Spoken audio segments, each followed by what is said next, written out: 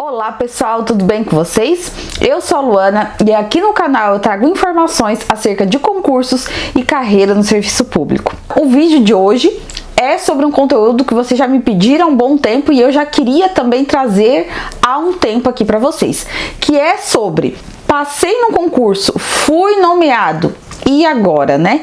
O que eu preciso fazer? Quais são os documentos que eu preciso apresentar? Exames, pareceres, né? Porque sim, pessoal, é um período bem corrido ali entre a nomeação e a posse, né? São vários documentos, declarações, exames, alguns exames laboratoriais, outros exames médicos, né, pareceres médicos que a gente tem que apresentar. Então a gente precisa ser bem organizado para nesse período de tempo conseguir reunir tudo para na data lá da posse, né, antes da posse, na verdade, conseguir entregar tudo para conseguir tomar posse no cargo público. E principalmente quando a gente está trabalhando, né, está em um outro emprego, seja privado ou público, é bem corrido mesmo, assim, para em 30 dias conseguir ir atrás de tudo que precisa, porque após a nossa nomeação, da data da nossa nomeação, né, no Diário Oficial, conta 30 dias para a gente tomar posse no cargo público. E aí dentro desse período a gente tem que dar conta de conseguir toda a documentação que a gente precisa apresentar para conseguir ingressar no serviço público. Então vamos lá, que eu vou apresentar aqui para vocês o que as instituições federais de ensino costumam exigir para posse em cargo público. Então esse vídeo é baseado nas instituições federais de ensino, né? Mas eu acredito que outros órgãos e instituições públicas também seja bem parecido aqui o que se pede para ingresso. Nesse vídeo eu me baseei em 4 instituições federais de ensino, entre universidades e institutos. Eu entrei nos sites e em alguns casos eu também consultei editais de concurso dessas instituições, que, né, basicamente tem uma série de documentos parecidos que eles exigem, né? Então, vamos começar aqui no vídeo de hoje. Então, primeiro, quais são os exames laboratoriais e exames médicos que se costumam exigir que o candidato apresente para posse em cargo público? Primeiro, todas as instituições que eu consultei, elas exigem hemograma ali completo. Depois, exame ali do tipo sanguíneo, fator RH, né? Qual é o seu tipo sanguíneo? Exame parcial de urina, é bastante pedido também, aqui na maioria desses casos foi solicitado. Depois, algumas instituições também solicitam exame parasitológico de fezes. Aqui no caso da UFSC, eles só solicitam para servidores que trabalham com manipulação de alimentos. Entretanto, em outras 2 universidades, eles pedem esse tipo de exame aqui em todos os outros casos, né? Depois, exames aqui que foram solicitados nos casos de todas essas instituições aqui. Exame de glicemia, de ureia e de creatinina. Depois, exame também de colesterol total e triglicérides. Nossa, isso aqui é um trava-língua, né? Triglicerídeos. Triglicerídeos ou triglicérides? Aqui tem um acento, mas eu conhecia como triglicerídeos. Enfim, esses exames aqui, colesterol e triglicérides, também costumam ser exigidos. Aqui também tem instituições, pelo menos 2 das que eu encontrei aqui, a UTF-PR e a UFCAT, eles exigem também mamografia. Aí, claro, você precisa ser uma mulher que já esteja lá na idade, né, para realizar a mamografia, mas também é um tipo de exame que em alguns casos aqui também é exigido. Outro tipo de exame também é o raio-x de tórax, PA e de perfil. Em 2 das 4 instituições aqui que eu consultei, também é um exame exigido. Depois, eletrocardiograma, também é um tipo de exame que é bastante comum de se pedir, né? Depois, exame de hepatite. Das instituições que eu consultei, apenas uma delas solicitou, então assim, não é um exame dos mais solicitados, né, na maioria dos casos. E teve até uma universidade aqui, que é a do Catalão, que pede até exame de imunofluorescência para a doença de Chagas. Então esse aqui também não é um exame muito comum de se pedir. Então o que a gente pode dizer de exames laboratoriais? O que se costuma pedir?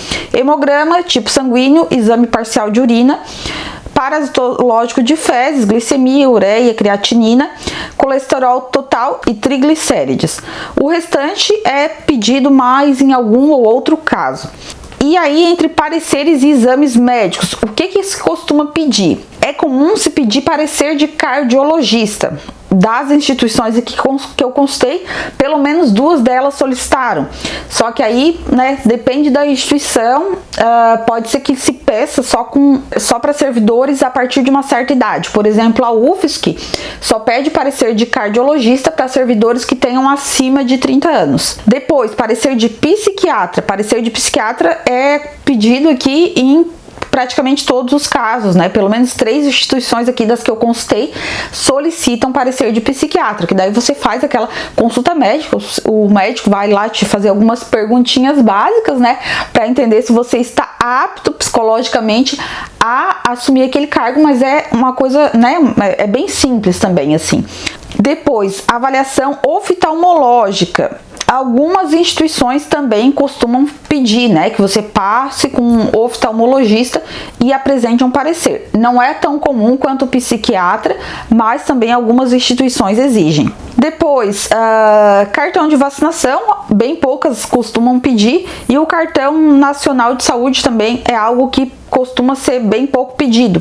Então, assim, pelo que eu vi, o que é mais comum, né, aqui de exames médicos é o parecer de psiquiatra, né, você passar numa consulta psiquiatra e ter um laudo do médico atestando a sua condição, e a avaliação oftalmológica também, assim, das 4 instituições que eu consultei, pelo menos 2 solicitaram. E aí depois, dentre os formulários e declarações, o que costuma ser pedido? Eu encontrei aqui instituição que pede uma declaração de que não é beneficiário do seguro-desemprego, para não ter problema ali em assumir o cargo público e estar recebendo essa verba. Declaração negativa de responsabilidade civil e criminal, e depois uma declaração que é bastante importante, que todas as instituições pedem, né, que é um requisito, né, precisa apresentar essa declaração, é sobre a acumulação de cargos públicos. O servidor, né, no ato da posse, ele não pode estar acumulando um cargo público que não seja acumulável na atividade. Até eu tenho aqui no canal, né, vídeo falando sobre a acumulação de cargos públicos, quais são os casos que pode, quais são os casos que não pode. É mais comum não poder do que poder, né? Na verdade, a possibilidade de acumulação de cargos públicos é uma exceção, então na maioria dos casos acaba não sendo possível acumular. Então o servidor, no ato da investidura, ele precisa apresentar essa declaração informando se ele acumula ou se ele não acumula algum cargo público. E aí, se ele informar que acumula, ele vai ter que informar ali qual é o cargo, enfim, várias informações para que o órgão faça uma análise para verificar se aquele cargo é acumulável na atividade, ali durante a atividade, né? Se está dentro da carga horária também que pode acumular, enfim, o órgão vai precisar analisar o caso concreto. Mas é aquela coisa, né? Se você já sabe que o cargo não é acumulável, vai precisar se desvincular, não vai esperar o órgão te dizer que não pode, né? Então, você vai ter a opção ou pede a exoneração ou pede a vacância por posse em outro cargo público inacumulável, que também tem vídeo aqui no canal sobre isso, que eu vou deixar linkado aqui também. Então, você precisa apresentar essa declaração sobre a acumulação de cargos públicos. Em todos os casos, você precisa apresentar. Até sobre isso, eu recebi um comentário bem pertinente esses dias aqui no canal, que foi o seguinte, né? Tá, então se eu peço a vacância para posse nesse outro cargo público que eu não posso acumular, como que eu vou preencher essa declaração sobre a acumulação de cargos, sendo que na declaração ela só tem 2 opções: acumulo cargo público ou não acumulo cargo público. E aí, nesse período de transição, o servidor vai estar ainda acumulando, né, até se desvincular. Então, como é que ele preencheria essa declaração, né? Colocaria, de repente, que acumula o cargo? Não, acho que essa não é a alternativa mais viável. Pelo que eu vi aqui no site de uma instituição, é recomendável que, nesse caso, o servidor, ele apresente essa declaração de acumulação de cargo público apenas no dia da posse, porque daí, no dia da posse, ele já vai estar desvinculado desse cargo anterior. Aí ele pode preencher ali dizendo que não acumula cargo público. Se ele preencher antes, né, da data da vacância ali e da posse no novo cargo, ele vai estar preenchendo de forma inverídica, né, porque naquela data ele ainda estaria ocupando outro cargo. Bom, então, sobre a declaração de acumulação de cargos, é isso, né? Aí tem instituição que pede também um termo de responsabilidade de fornecer comprovante de rendimento contra cheque de outros órgãos, né? Caso você seja servidor público. Outra coisa que se costuma exigir é que o servidor, pelo que eu entendi aqui, né, dê aquela autorização à CGU para acesso à declaração de ajuste anual do imposto de renda, ou que ele entregue o comprovante de entrega da declaração de bens no sistema ePátria. E para que isso, né? Porque quando você entra no serviço público, você tem que apresentar uma declaração de bens, né, dos bens que você possui atualmente. Então, o órgão, a instituição, ela precisa ter acesso a essas informações, que daí podem ser consultadas diretamente no sistema, ou você entregando ali o comprovante de bens que você já apresentou na sua declaração de imposto de renda, né, caso você tenha feito, enfim. E aí, dos documentos pessoais, o que costuma ser pedido pelas instituições federais de ensino? Documentos básicos ali, né, pessoal? Carteira de identidade, CPF. Para homens, né, para candidatos do sexo masculino, certificado de reservista ou a dispensa militar. Então, esse é um documento aqui que é bom você já providenciar antes, né? Eu não sei se é algo que demora a sair, mas é o tipo de documento que não tem prazo de validade, então, assim, é bom você ir solicitando antes. Porque, assim, quanto aos exames laboratoriais, né, pessoal? Não recomendaria vocês fazerem com muita antecedência, porque pode ser que às vezes assim, você ficou bem colocado, mas você demora a ser nomeado. E os exames, sejam médicos ou laboratoriais, eles têm data de vencimento, né? Ali pelo menos uns 3 meses eles ficam válidos, mas aí passado esse tempo, pode ser que quando você seja nomeado, você já tenha que fazer os exames novamente. Claro, se você puder, tiver condições, fazer exame nunca é demais, né? Mas se você fizer com uma antecedência, assim, e demorar a ser chamado, pode ser que quando você for chamado, os exames não tenham mais validade. Mas na questão de documentos, assim, certidões, enfim, que você não precise pagar para estar fazendo, é bem importante que já o que der para ir providenciando antes, você já providencie para evitar a correria que acontece ali quando você é nomeado, né? Então, esse aqui é um caso, né? Comprovante de reservista ou de dispensa militar já tem em mãos, né? Depois, título eleitoral também, né? Se você, às vezes, tá com o título trancado, tá com algum problema, né? Vá no cartório eleitoral, né? Deixe tudo certinho. Outros documentos também, carteira de identidade, CPF, às vezes, sei lá, perdeu a carteira de identidade, já vai atrás de fazer uma nova. Não deixe esse tipo de coisa para a última hora, que pode, né, lhe causar problemas. Depois também, algo que em todos os casos é pedido também, comprovante de quitação eleitoral. Esse aqui é bem tranquilo de conseguir, porque é uma certidão eletrônica, então só vai lá no site do TSE e tira essa certidão por lá mesmo. Depois, né, costuma ser pedido também um documento de inscrição no PIS ou PASEP.